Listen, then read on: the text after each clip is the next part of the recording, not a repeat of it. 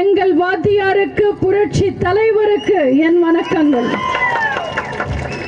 இறைவனுக்கு சமமாய், பகைவனுக்கு பயமாய், தொண்டர்களுக்கு தாயாய், மக்களுக்கு தலைவியாய், புரட்சி தலைவரின் ஜோடியாய், மோடியை எதிர்த்த லேடியாய், கொள்கையிலே உறுதியாய், தமிழ் இனத்தின் குருதியாய், தன் இறுதி மூச்சு வரை மக்களால் நான், மக்களுக்காகவே நான் வாழ்ந்த என் இதய தெய்வம், என் தாய், என் தலைவி, புரட்சி தலைவி அம்மா அவர்களுக்கும் என் முதல் வணக்கம்.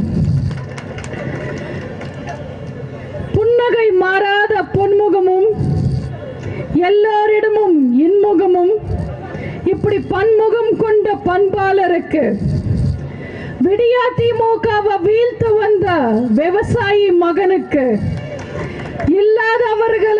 இல்லாதவர்களுக்கு தலைவராய், பொல்லாதவர்களுக்கு எதிரியாய் நிற்கும் சேலம் பெற்றெடுத்த சிங்கத்துக்கு, புரட்சி தமிழருக்கு, புன்னகை அரசருக்கு, எங்கள் பொதுச் செயலாளருக்கு, என்றென்றும் எங்கள் அன்பு அண்ணன் எடப்பாடியாருக்கும் என் வணக்கங்களை தெரிவிச்சுக்கிறேன். நம்ம அண்ணன் பா. குமார் அவர்கள்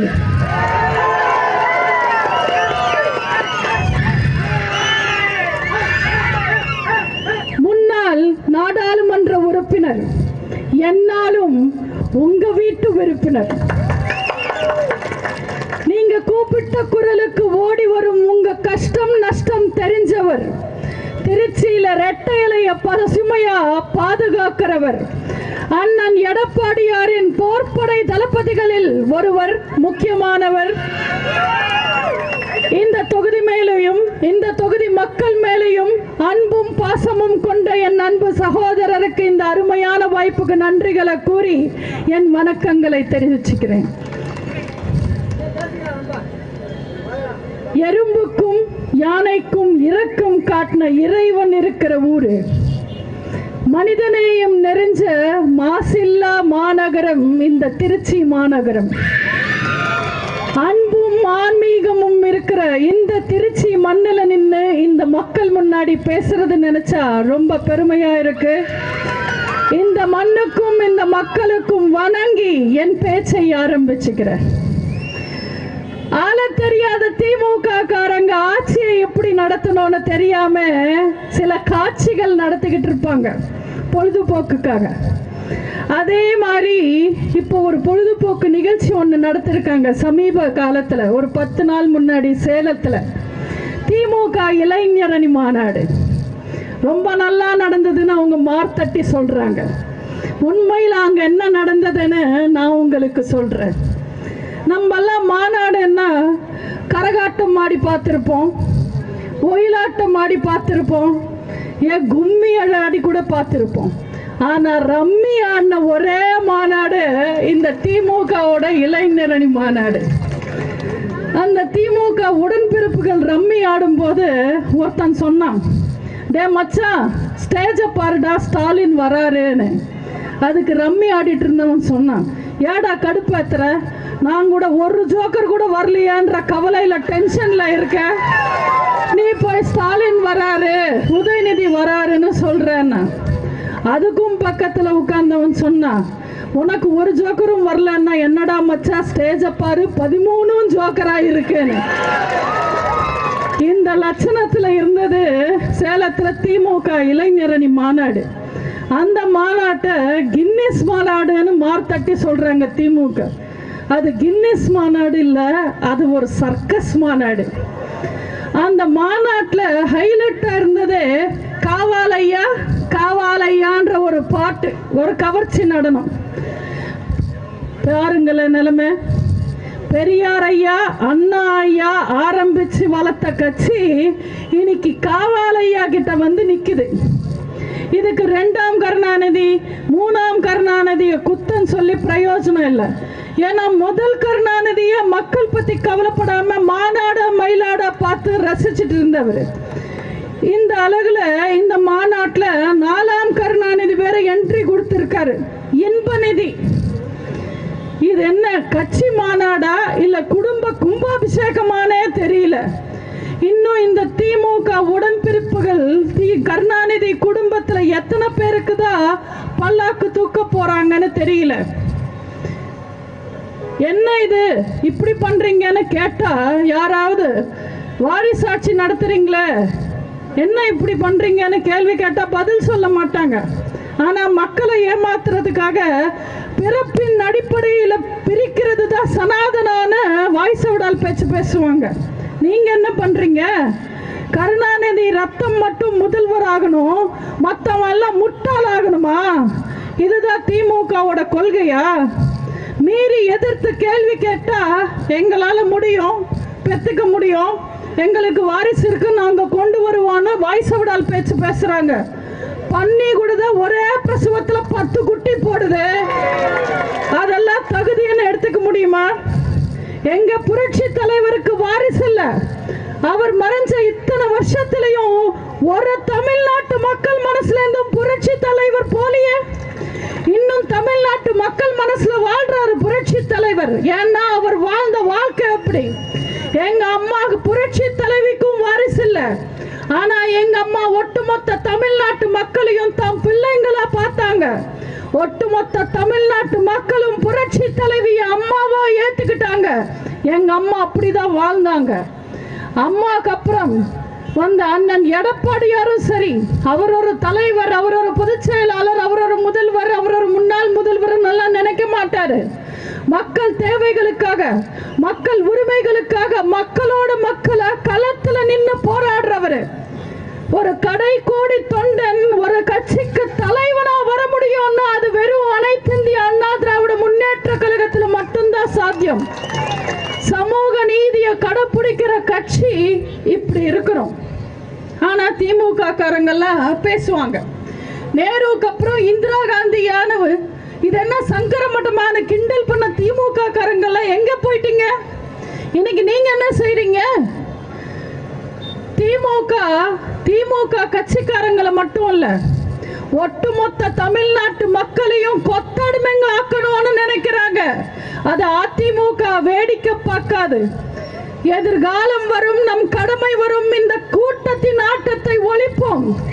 பொது நீதியிலே, புது பாதையிலே, புது ஆட்சியை மக்களுக்கு படைப்போம். நம்புங்க. அண்ணன் எடப்பாடி பழனிசாமி அவர்கள் பார்த்துக்கிட்டு வேடிக்கை பார்த்து இந்த திமுகவை சும்மா விட மாட்டாரு. திமுக செய்யற ஒவ்வொரு தப்புக்கும் நிச்சயமா தண்டனை உண்டு. திமுக எதுக்காக இந்த மாநாடு நடத்தினாங்க? விளம்பரத்துக்காக நடத்தினாங்க. இந்த மாநாட்டில் நாங்க 10 லட்சம் பேருக்கு சோறு போட்டோம்னு சொல்றாங்க.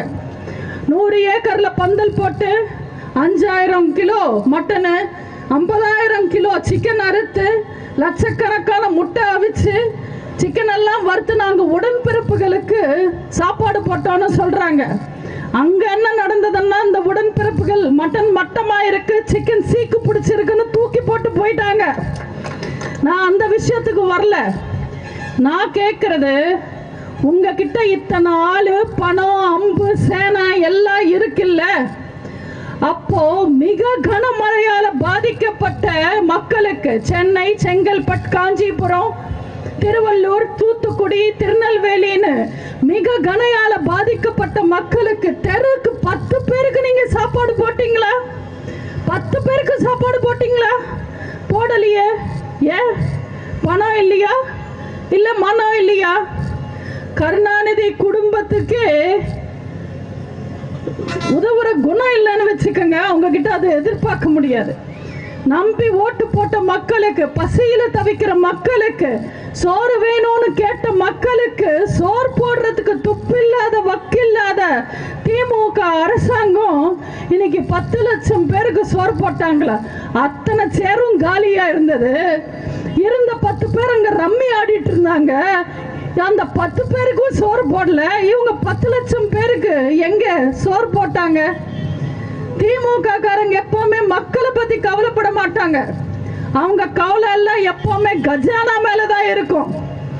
இன்னைக்கு எவ்வளவு கலெக்ஷன் வந்திருக்கு, இன்னைக்கு நம்ம எவ்வளவு கமிஷன் அடிச்சிருக்கோம், இன்னைக்கு எவ்வளவு பர்சன்டேஜ் நிற்கும்னு யோசிக்கிறது மட்டும்தான் ஸ்டாலினுக்கு தெரியும்.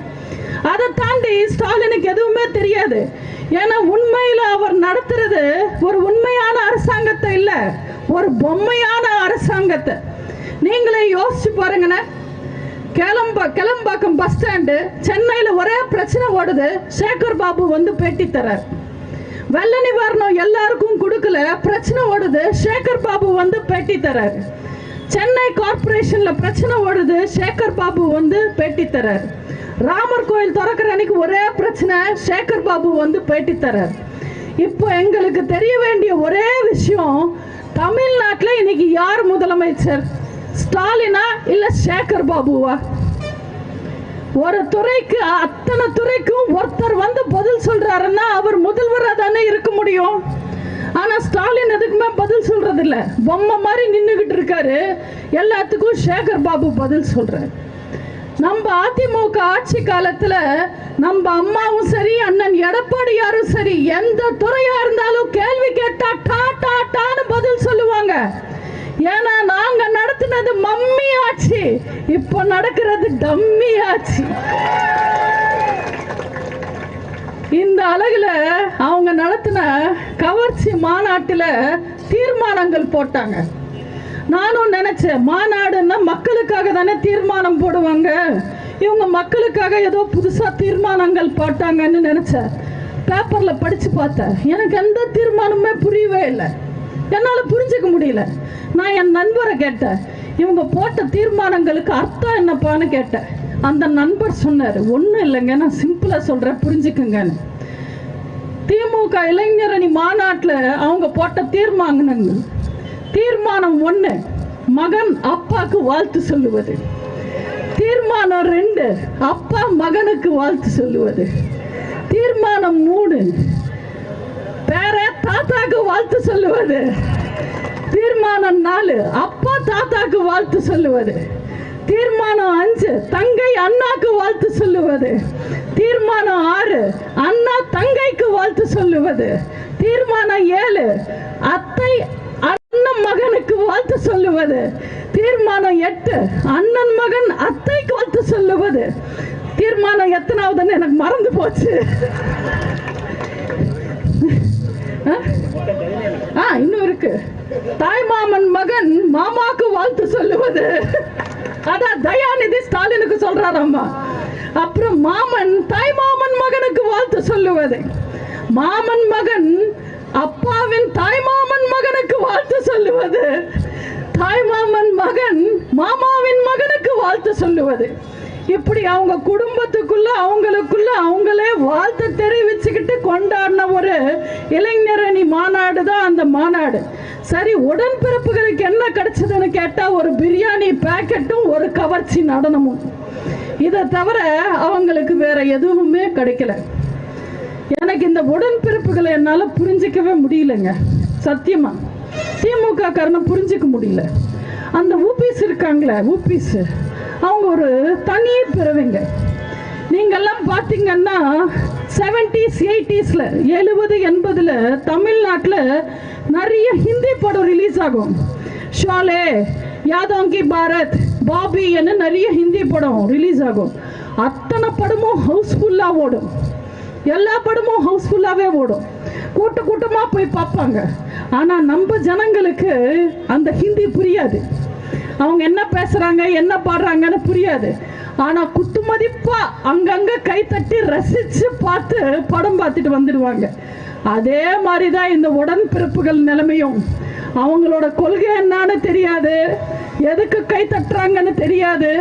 குத்து மதிப்பா ஏதோ புரிஞ்சுக்கிட்டு கை தட்டி போடுறவங்க தான் இந்த திமுக உடன்பிறப்புகள். நீங்களே யோசிச்சு பாருங்க, 5 வருஷத்துக்கு முன்னாடி செந்தில் பாலாஜி திருடன், நான் ஆட்சிக்கு வந்தா அவன் அரெஸ்ட் பண்ணிடுவேன்னு ஸ்டாலின் சொன்னாரு. திமுக காரன் கை தட்டினான். இன்னைக்கு அதே செந்தில் பாலாஜி நல்லவரு, அவர் ஜெயில போட்டாலும் கோர்ட் காரி துப்புனாலும் இலாக்கா இல்லாத அமைச்சர்னு சொல்றாங்க. அதுக்கும் திமுக காரன் கை தட்டுற. திமுக பிஜேபி கூட கூட்டணியில இருக்கும் போது பிஜேபி ஒரு சிறந்த கட்சி, மோடி குஜராத்ல சிறந்த முதல்வர் சொன்னாங்க. அதுக்கு திமுக காரன் கை தட்டினான். இன்னைக்கு அதே பிஜேபிய ஒரு மதவாத கட்சி, மோடி கெட்டவர்னு சொல்றாங்க, அதுக்கும் திமுக காரன் கை தட்டுறான். நீட்ட சட்டமாக்குனதே திமுக காங்கிரஸ் கூட்டணி அரசு. அவங்க கோர்ட்ல கேஸ் ஜெயிச்சனைக்கு திமுக காரன் கை தட்டினா. இன்னைக்கு இந்த பால்டாயில் போய் விளையாட்டுத்துறை அமைச்சர், விளையாட்டு பையன் உதயநிதி நீட்ட ஒழிப்போன்னு சொல்றாரு, அதுக்கும் திமுக காரன் கை தட்டுறான்.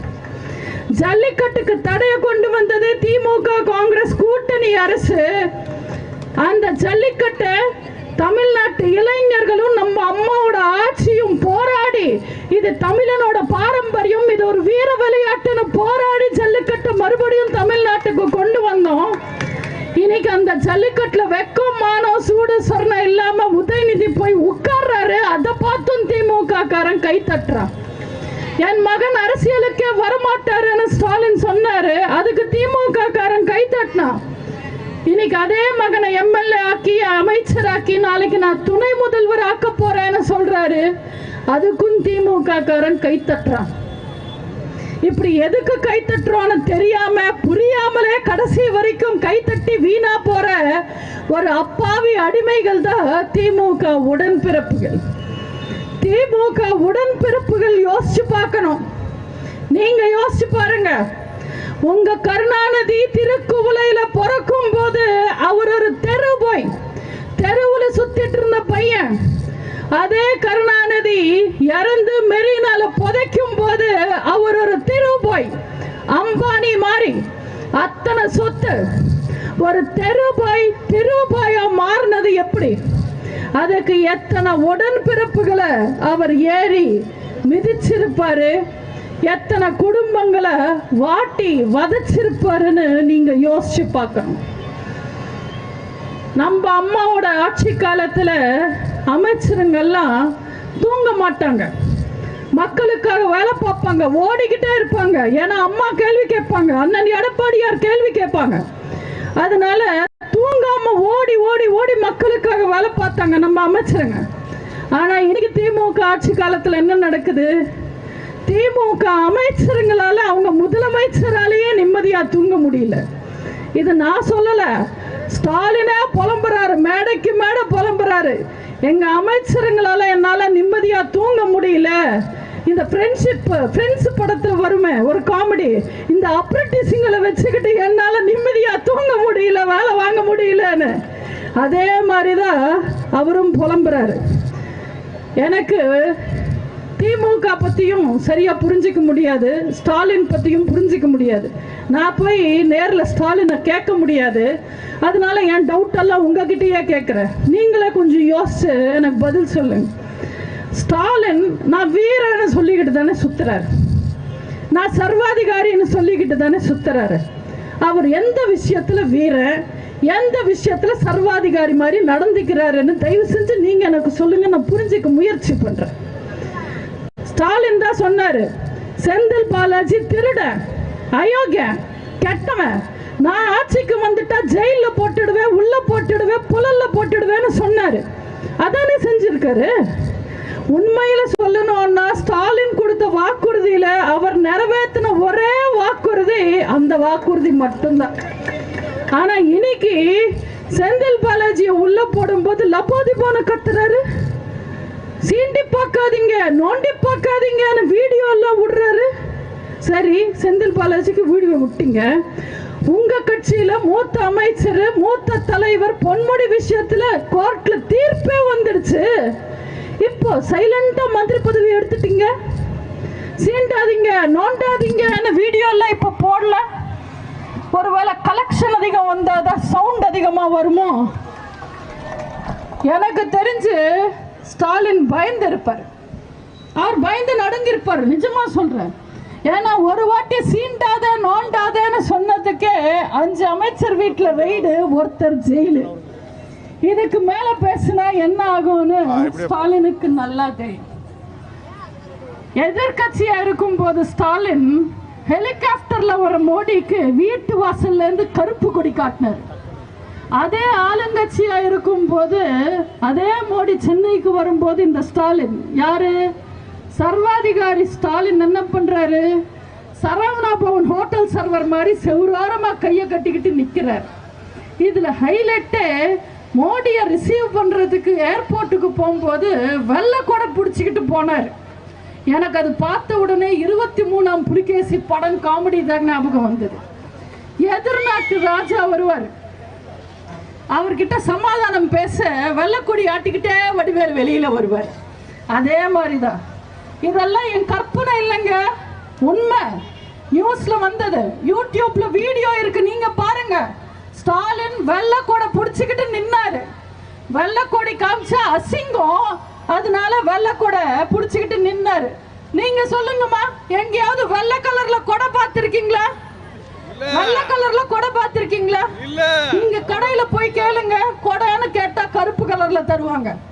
இல்ல ஏதாவது ஃபேன்சி ஸ்டோருக்கு போனீங்கன்னா சிவப்பு கலரு, நீல கலரு, டிசைன் கலரா ஏதாவது கொடுப்பாங்களே தவிர வெள்ளை கலர்ல கொடை கிடைக்காது. இப்படி எல்லாம் சமாதானம் பேசுறவங்க எல்லாம் சர்வாதிகாரின்னு பேசுறாங்க. நான் எங்க போய் சொல்றது? ஹிந்தி எதிர்ப்புன்ற ஒரு விஷயத்தை கையில வச்சு மக்களை ஏமாத்தி வளர்ந்த கட்சி திமுக. ஆனா இன்னைக்கு என்ன பண்றாங்க? கேமரா முன்னாடி ஹிந்தி தெரியாது போடா பேசினவன் எல்லாம் இன்னைக்கு ஹிந்தி தெரியும் வாடா, கேலோ இந்தியா கேலோ இந்தியான்னு லோலோன கத்திக்கிட்டு இருக்காங்க. ஸ்டாலின் டெல்லிக்கு போயிருக்காரு, அவருக்கு முன்னாடி ஸ்டாலின் முக்கியமந்திரின்னு ஹிந்தியில எழுதியிருக்காங்க. அதுக்கு இவர் கை கட்டுக்கிட்டு சிரிச்சுக்கிட்டே சைலண்டா இருந்தார். நான் நினைச்சேன் என்னாச்சு இவங்க ஹிந்தி எதிர்ப்புன்னு நினைச்சேன். அதுக்கப்புறம் தான் என் பக்கத்துல இருந்தவர் சொன்னார், முன்னாடி இருக்கிறது தமிழா ஹிந்தியான்னு அவருக்கு தெரியாதுமா, அதனால சைலண்டா உட்கார்ந்துகிட்டு இருக்காங்கன்னு. இவங்கெல்லாம் என்னன்னு சொல்றது?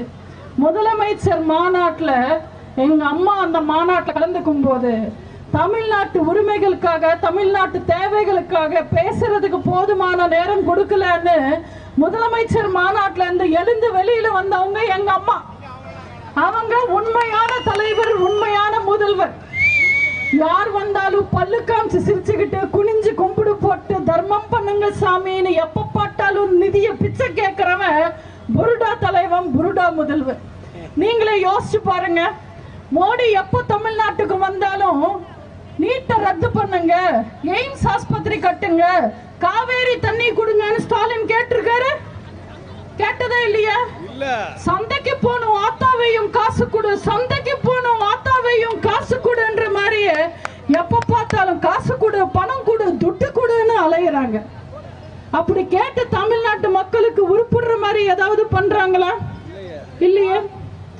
கடந்த 10 வருஷம் அதிமுக ஆட்சி காலத்துல நம்ம வாங்கின கடன் வெறும் 3 லட்சம் கோடி. வெறும் 3 லட்சம் கோடி. நம்ம ஒன்னும் சும்மா வாங்கல. நம்ம ஆட்சி காலத்துல 2015ல தானை புயல் வந்தது, 100 சென்டிமீட்டர் மழை பெஞ்சது, வரலாறு காணாத மழை பெஞ்சது, மக்களை காப்பாத்தணும். 2016ல வார்தா புயல் வந்தது, 1 லட்சம் மரம் சாஞ்சிடுச்சு. ஒக்கி புயல்னு வந்தது கன்னியாகுமரியில, கஜா புயல்னு வந்தது டெல்டா மாவட்டங்கள்ல, விவசாய பூமிகள் எல்லாம் நாஸ்தி பண்ணிடுச்சு. கடுமையான வறட்சி வந்தது, ஒரு சொட்டு தண்ணி இல்ல. நம்ம ரயில்ல எல்லாம் தண்ணி கொண்டு வந்து கொடுத்தோம் மக்களுக்கு. கொடிய கொரோனாவே வந்தது. ஆனா யோசிச்சு பாருங்க, 10 வருஷம் அதிமுக ஆட்சி காலத்துல உங்களுக்கு ஒரு மாசமாவது ரேஷன்ல பொருள் லேட் ஆச்சா? ஒரு திட்டமாவது நாங்க நிப்பாட்டினோமா?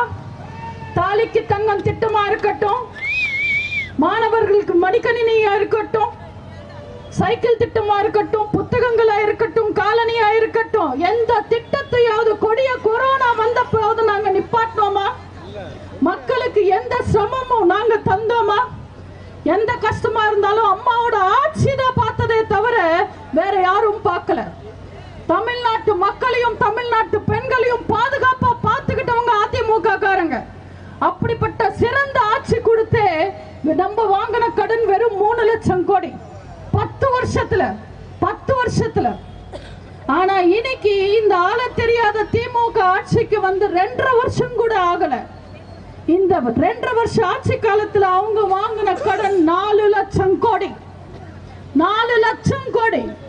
இன்னைக்கு ஒவ்வொரு தமிழன் தலையிலையும் 2 லட்சம் கடன் இருக்கு. அப்படி கடன் வாங்கி நமக்கு என்ன செஞ்சாங்க? அதிமுக ஆட்சி காலத்துல இருந்த எல்லா திட்டங்களையும் நிப்பாட்டிட்டாங்க. பென்ஷனும் சரியா கொடுக்கறது இல்ல, உரிமை தொகை சரியா கொடுக்கறது எதுவுமே செய்யறது இல்லையே. அப்புறம் எதுக்காக இவ்வளவு கடன் வாங்கி இருக்காங்க? நாங்க அதை குறைப்போம் இதை குறைப்போம்னு சொல்லி தேர்தல் சமயத்துல மக்களை ஏமாத்தி ஓட்டு வாங்கினாங்க. இன்னைக்கு பதிலுக்கு என்ன பண்ணிருக்காங்க? பாலுக்கு லிட்டர் 6 ரூபாய் ஏத்திருக்காங்க. இபி யூனிட்டுக்கு 40 ரூபாய்க்கு மேல ஏத்திருக்காங்க. இபி விஷயத்துல இன்னொரு திருட்டுத்தனம் பண்றாங்க இந்த திருட்டு திமுக அரசாங்கம். உங்க எல்லாருக்கும் தெரியும், 500 யூனிட் வரைக்கும் ஒரு ரேட்டு, 500 யூனிட் தாண்டுனா வேற ரேட்டு. அந்த அதிக ரேட்டு மொத்த யூனிட்டுக்கும் நம்ம கட்டணும். இவங்க 10ஆம் தேதி என்ன 10ஆம் தேதி வந்து ரீடிங் எடுக்கணும். அப்படி எடுக்கிறது கிடையாது. மக்களை ஏமாத்துறதுக்காக அவங்க வசதிக்காக 12ஆம் தேதி 13ஆம் தேதி 15ஆம் தேதின்னு வந்து எடுக்கிறாங்க. அவங்க தாமதமா ரீடிங் எடுக்கிறதுனால ஒரு 10 யூனிட் 20 யூனிட் அதிகமா போனா அது 501 502 மாறினா நம்ம அதிக பணம் கொடுத்து பில்லு கட்டுறோம். இப்படி திட்டமிட்டு மக்களை ஏமாத்துறாங்க. இன்னைக்கு தமிழ்நாட்டில் என்ன நிலைமை? சொத்து வரி, வீட்டு வரி 100% உயர்வு, கட்டுமான பொருள் 100% உயர்வு, பேருந்து கட்டணம் 30% உயர்வு, அரிசி கிலோக்கு 10 ரூபாய் உயர்வு, பருப்பு கிலோக்கு 40 ரூபாய் உயர்வு. அதை விட கொடுமை, ஒரு விவசாயி 100 கிலோ மக்காசோளத்தை 1400 ரூபாய்க்கு விற்கிறான். அதே விவசாயி மாட்டுக்கு தீவனம் 1700 ரூபாய் கொடுத்து வாங்குறான். அப்போ அந்த விவசாயி எப்படி வாழ்வாருன்னு நீங்க யோசிச்சு பாருங்க. மாடு வளர்க்குறவங்க பால் கறந்து லிட்டருக்கு 23 ரூபான்னு ஆவினுக்கு விற்கிறாங்க. அதே மக்கள் ஒரு தண்ணி கேன் வாங்கணும்னா இன்னைக்கு 35 ரூபாய் 50 ரூபான்னு கொடுத்து வாங்குறாங்க. இதுவா திராவிட மாடல் அரசு? இது தரித்திர மாடல் அரசு. இவங்க ஆட்சியா நடத்துறாங்க. முதலமைச்சருக்கு அமைச்சர் மேல நம்பிக்கை இல்ல, அமைச்சருக்கு எம்எல்ஏக்கள் மேல நம்பிக்கை இல்ல, எம்எல்ஏக்கு கவுன்சிலர் மேல நம்பிக்கை இல்ல, அந்த கவுன்சிலருக்கு மேயர் மேல நம்பிக்கை இல்ல. திமுக மேயர் மேல நம்பிக்கை இல்ல தீர்மானம் திமுக கவுன்சிலர்ஸே கொண்டு வராங்க இன்னைக்கு திருநெல்வேலியில. இதெல்லாம் எங்க போய் சொல்ல? இந்த தொகுதியிலையும் ஒரு எம்எல்ஏ இருக்காரு, ஒரு அமைச்சர் இருக்காரு, மகேஷ் பொய்யாமொழி. அவரை பத்தி நான் என்னன்னு பேசுறது? அவர் இந்த தொகுதிக்காக வேலை பார்ப்பாருன்னு நினைச்சு ஓட்டு போட்டீங்க. ஆனா என்ன பண்றது? அவருக்கு உதயநிதி வீட்டுல வாட்ச்மேன் வேலை பார்க்கறதுக்கே நேரம் சரியா இருக்கு. உதயநிதி ஹீரோயினை தூக்கிட்டு போனாலும் சரி, நான் சினிமா ஷூட்டிங்ல சொன்னேன், ஹீரோயினை தூக்கிட்டு போனாலும் சரி மகேஷ் கூடவே போயிடுறாரு. பிரச்சாரத்துல செங்கலை தூக்கிட்டு போனாலும் சரி மகேஷ் கூடவே போயிடுறாரு. உதயநிதி கூட சுத்துறதை தவிர மகேஷ் பொய்யாமொழிக்கு வேற எதுவுமே தெரியறதில்லை. அவரு பள்ளி கல்வித்துறை அமைச்சரா, அவருக்கு அவரோட துறையை ஒழுங்கா பாக்குறதுக்கே துப்பில்ல. இதுல உதயநிதி துறைக்கும் அவர் தான் பினாமியா. எனக்கு தெரிஞ்சு ஒரு அமைச்சரால +2 எக்ஸாம்ஸ் குறிப்பிட்ட தேதியில நடத்த முடியலன்னா இந்த மகேஷ் பொய்யாமொழியால மட்டும்தான் முடியும். +2 எக்ஸாம்ஸ் சொன்ன தேதியில நடத்தலங்க இந்த வருஷம்.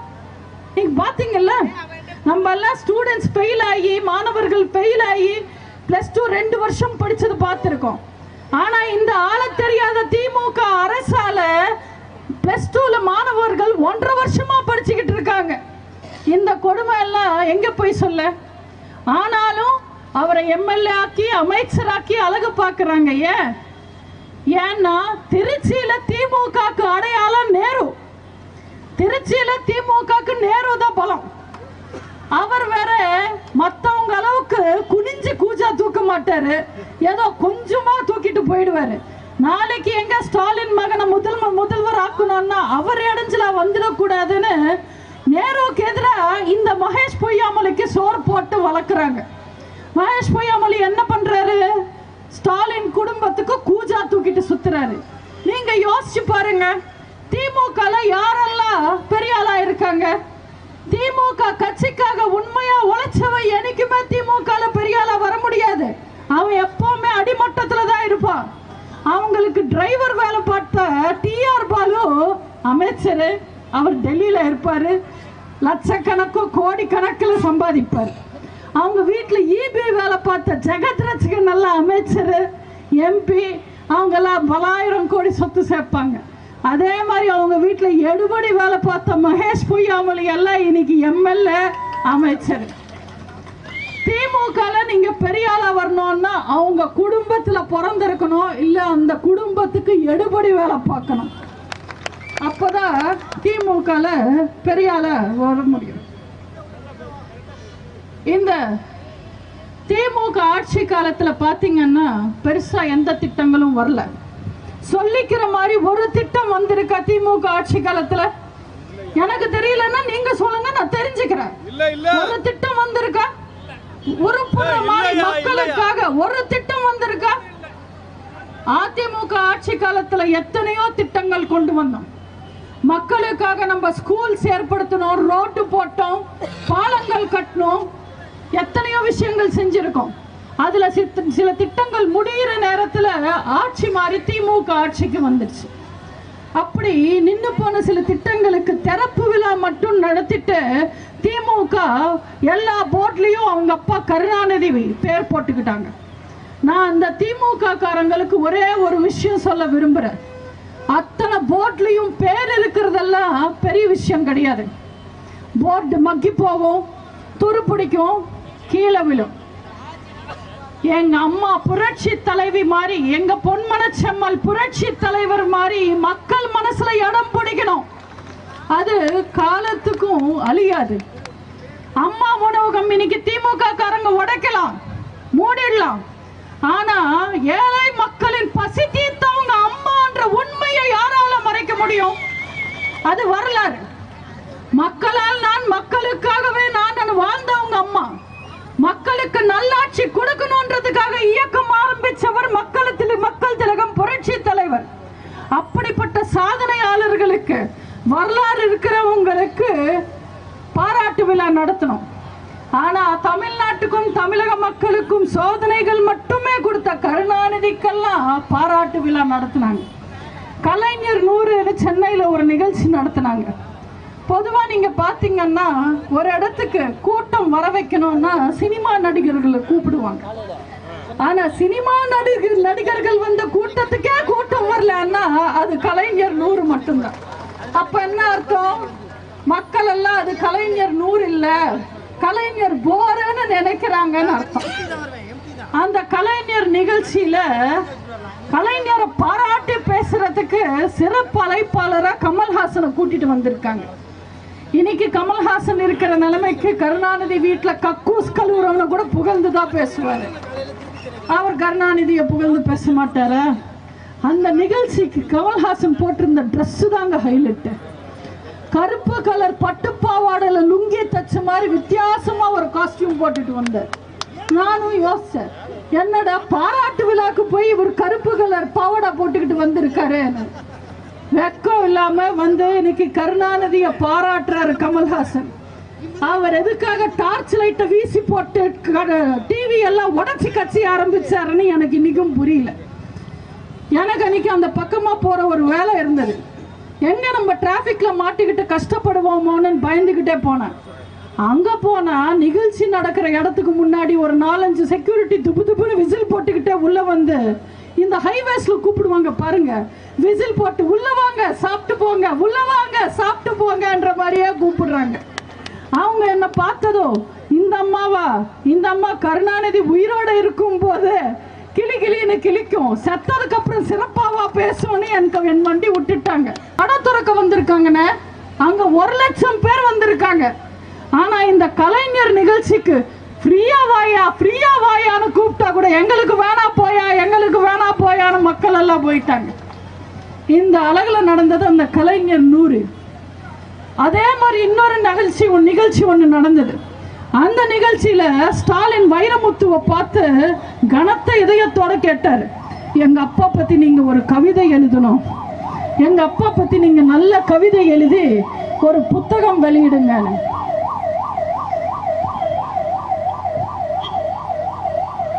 நான் நினைச்சேன், வைரமுத்து கருணாநிதி பத்தி கவிதை எழுதுனா எதுகை இருக்கும், மோனம் இருக்கும், ஆனா உண்மை இருக்காது. நம்மளே எல்லா உண்மைகளும் சொல்லி ஒரு கவிதை எழுதலான்னு நினைச்சேன்.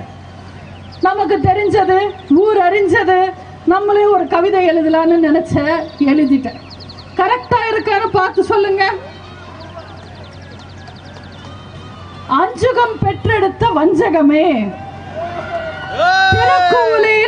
திருக்குவளை பேரக்கெடுத்த தில்லுமுள்ளு தலைவரே, திருட்டறையில் ஏறி வந்த உருட்டு கலைஞரே, குறுக்கு வழியில் பதவி பெற்ற திருட்டு முதல்வரே, விஞ்ஞான ஊழலில் கில்லி நீங்கள் ஒருவரே, கச்சதீவ தாரை வாத்தவரே, காவேரி அடமானம் வைத்தவரே, ஈழத்தமிழன் ரத்தம் குடித்து இனமானம் வித்து வருமானம் பார்த்தவரே, மனைவி இருக்க இணைவியை இணைத்து கொண்டவரே, சிபிஐ ரெய்டு விட்டதும் காங்கிரஸ் அணைத்து கொண்டவரே, கட்சிய களவாடி குடும்பத்திடம் ஒப்படைத்த கருப்பு கண்ணாடியே, அத்தனை திருடர்களுக்கும் நீதான் முன்னோடியே, ஆமை போல் அதிக நாள் வாழ்ந்த கருணாநிதியே, கட்டுமரமே, எங்க அம்மாவை கண்டதும் வரும் ஜுவரமே, கடைசி தேர்தல் நடிகரே, கலெக்ஷன் தலைவரே, மஞ்சள் துண்டு போட்டவரே, மக்கள் பணம் சுருட்டினவரே,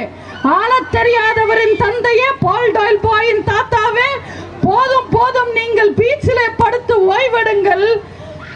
உங்கள் மகன் ஸ்டாலின் திமுகவை பேச்சிலேயே கெடுத்து ஓய்வெடுப்பார்.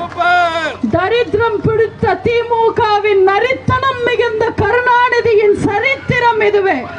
கரெக்டா இருக்கா? எல்லாம் உண்மைதானே? இது உண்மைதானே? நான் உண்மைகளை சொல்லி வரலாறு சொல்லி இருக்கேன். கரெக்டா இருக்குல்ல? இவங்க எல்லாம் யார்கிட்ட ஏமாத்துறாங்க, யார்கிட்ட பேசுறாங்க? அப்பாவி மக்களை ஏமாத்துறதுக்காக கேமரா கிடைச்சப்பெல்லாம் 4 வார்த்தை தைரியமா வசனம் பேசிட்டு போயிடுவார் உதயநிதி. உண்மையில உதயநிதிக்கு என்னங்க தெரியும்? என்ன தெரியும்? ஈரோடு இடைத்தேர்தலுக்கு எய்ம்ஸ் செங்கலை தூக்கிட்டு வந்தார். மதுரை எய்ம்ஸ் என்னாச்சுன்னு. ஈரோடுக்கும் மதுரை எய்ம்ஸ்க்கும் என்னங்க சம்பந்தம்? ஈரோடு மக்களுக்கே புரியல. நம்ம எல்லாம் வீட்டை விட்டு கிளம்பும் போது செல்போனை தூக்கிட்டு போவோம். இந்த உதயநிதி எங்க போனாலும் செங்கலை தூக்கிட்டு வந்துட்டாரு. என்ன பேசணும்னு தெரியாம கொடுத்த வாக்குறுதி எதுவுமே நிறைவேற்றலையே. மக்கள் கேள்வி கேட்கறதுக்கு முன்னாடி நம்ம கேள்வி கேட்போம். செங்கலை தூக்கிட்டு வந்துட்டு எய்ம்ஸ் என்னாச்சு, எய்ம்ஸ் என்னாச்சுன்னு கேட்கிறாரு. இந்த பக்கமா வந்தாருன்னா, இந்த மகேஷ் அந்த பால்டால் பாய் உதயநிதியை கூட்டிட்டு வந்தாருன்னா, எய்ம்ஸ் தூக்கிட்டு வந்து எய்ம்ஸ் என்னாச்சுன்னு செங்கலை தூக்கிட்டு வந்தா அவரை கேள்வி கேட்கறதுக்கு வைக்காதீங்க. நீங்க பதிலுக்கு கேள்வி கேளுங்க. உங்களுக்கு நான் சொல்றேன், நீங்க எல்லாம் கேளுங்கம்மா. உதயநிதி உதயநிதி என்னாச்சு உரிமை நிதி, உதயநிதி உதயநிதி என்னாச்சு நிவாரண நிதி, உதயநிதி உதயநிதி என்னாச்சு பென்ஷன் நிதி, உதயநிதி உதயநிதி என்னாச்சு நீட் கதி, உதயநிதி உதயநிதி என்னாச்சு காவிரி நதி, உதயநிதி உதயநிதி என்னாச்சு 2G சதின்னு கேளுங்க. நறுக்குன்னு நீங்க ஒரு 4 கேள்வி கேட்டாதானே? இவங்கெல்லாம் நாளைக்கு துணை முதல்வரா யோசிச்சு பாருங்க. நம்ம தலையெழுத்து. உதறிக்கிட்டே இருக்கிறவர் முதல்வர், உளறிக்கிட்டே இருக்கிறவர் துணை முதல்வரா விளங்கிடும் தமிழ்நாடு. இப்பெல்லாம் ஸ்டாலின் எங்க போனாலும் பிக் பாஸ் ஆங்கர் கமல்ஹாசன் மாதிரி கையை கட்டியா பிடிச்சுக்கிட்டு நிக்கிறாரு. நான் கூட புது ஸ்டைல் போல இருக்கு, ஏதோ ஸ்டைலா நிக்கிறாருன்னு நினைச்சேன். அப்புறம் சொன்னாங்க அவருக்கே தெரியாம அவர் கை ஆடிக்கிட்டே வந்து மைக்க தட்டி விடுது, அதனால கட்டியா பிடிச்சிக்கிறாருன்னு. நீங்க எல்லாம் நினைக்கலாம், என்னடா ஒருத்தர் உடம்பு முடியலன்னா இந்த பொண்ணு இப்படி எல்லாம் பேசுதேன்னு நினைக்கலாம். அவங்களுக்கு நான் பதில் சொல்றேன்.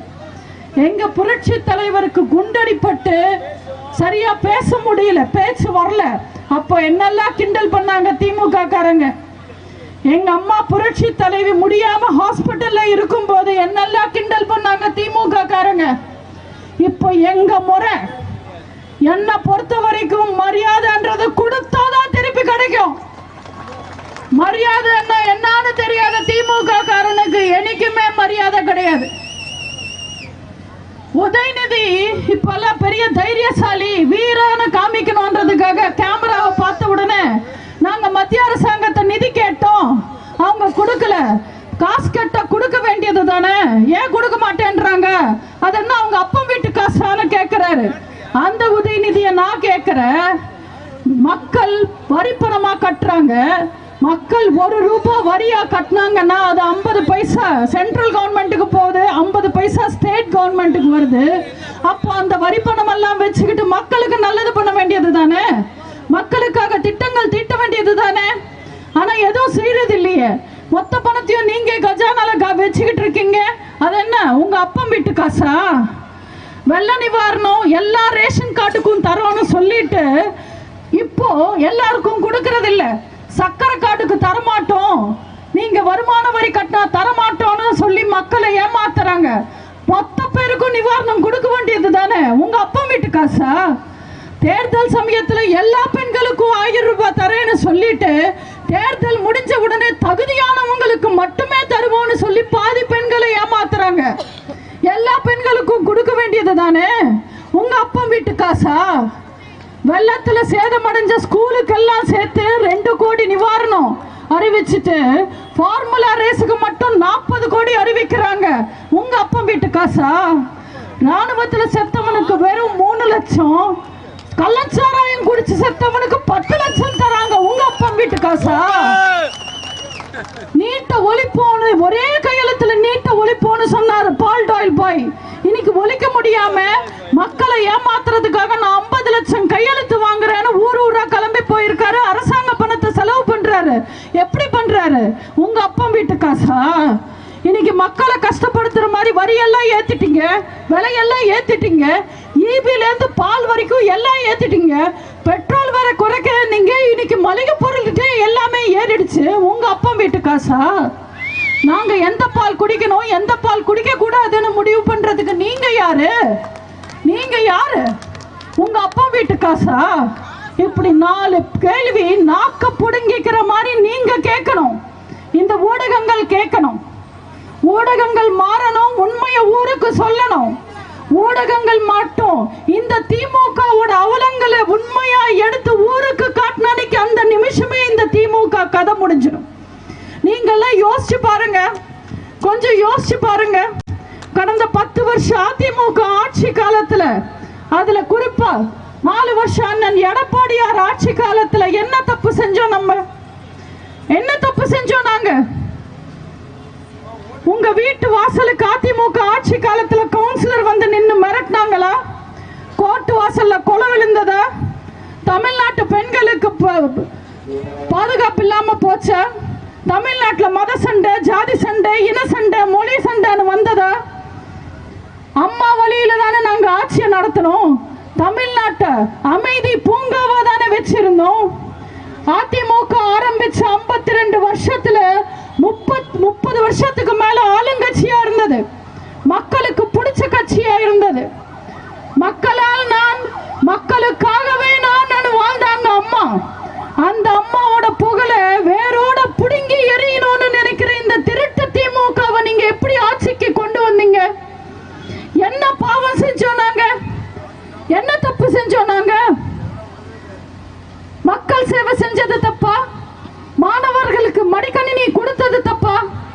தாய் குலத்தை காத்தது தப்பா? தாலிக்கு தங்கம் கொடுத்தது தப்பா? அம்மா உணவகம் அமைச்சது தப்பா? அரசு பள்ளி மாணவர்களுக்கு இடஒதுக்கீடு கொடுத்தது தப்பா? மழைநீர் சேமிப்பு திட்டம் தப்பா? கொரோனா காலத்துல எங்க ஆட்சி தப்பா? பொங்கலுக்கு பணமும் பரிசும் கொடுத்தது தப்பா? ஊரடங்கு காலத்துல ஊக்கத்தொகை கொடுத்தது தப்பா? ஹஜ் யாத்திரைக்கு உதவுனது தப்பா? வேளாங்கண்ணி யாத்திரைக்கு உதவுனது தப்பா? ஜெருசலேம் யாத்திரைக்கு உதவுனது தப்பா? சந்தன கூட்டுக்கு உதவுனது தப்பா? இல்ல அத்தனை கோவில்லையும் அன்னதான திட்டம் கொண்டு வந்தது தப்பா? அத்தனை மக்களையும் சமமா பார்த்தது தப்பா? எது தப்பு? என்ன தப்பு? எங்க தப்பு? என்ன தப்பு செஞ்சோம் நாங்க? யோசிச்சு பாருங்க. தப்பு செஞ்சது நாங்க இல்ல, தப்பு செஞ்சது நீங்க. போலி விளம்பரங்களையும் பொய்யான வாக்குறுதிகளையும் நம்பி ஏமாந்துட்டீங்க நீங்க. எப்ப தேர்தல் வந்தாலும் ரெட்டாளுக்கு ஓட்டு போடுங்க, அம்மாக்கு ஓட்டு போடுங்க, அண்ணன் எடப்பாடியாருக்கு ஓட்டு போடுங்க, அதிமுகவுக்கு ஓட்டு போடுங்க. நீங்க இழந்த நிம்மதியை, நீங்க இழந்த சந்தோஷத்தை, நீங்க இழந்த உரிமைகளை நாங்க உங்களுக்கு மீட்டு தருவோம். ஒரு எம்பியோ 9 எம்பியோ 4 எம்பியோ 40 எம்பியோ ஒவ்வொரு அதிமுக எம்பியும் டெல்லியில உங்களுக்கு காவல் தெய்வமா இருந்து வேலை பார்ப்பாங்க.